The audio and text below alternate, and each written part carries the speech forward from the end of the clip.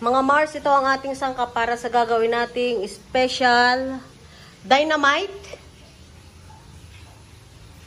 Meron tayong green chili, cheese, bawang sibuyas, ano to, kalahating kilong giniling at lumpia wrapper.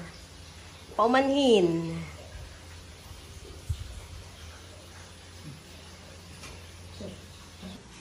Ginisa muna natin yung ating giniling sa bawang, sibuyas, at ito na siya.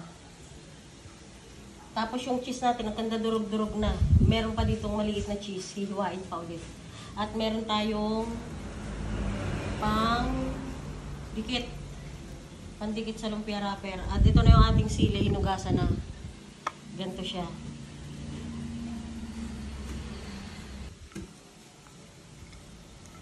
Ganito namin binabalot yung chili. Lalagyan muna siya ng giniling.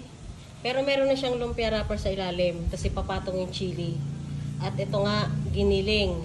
Hanggang sa mapuno siya. Yan. Lalagyan ng cheese.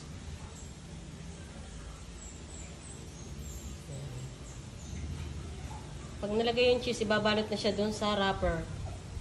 Sa lumpia wrapper. Ayan. Ay, pagayon pala.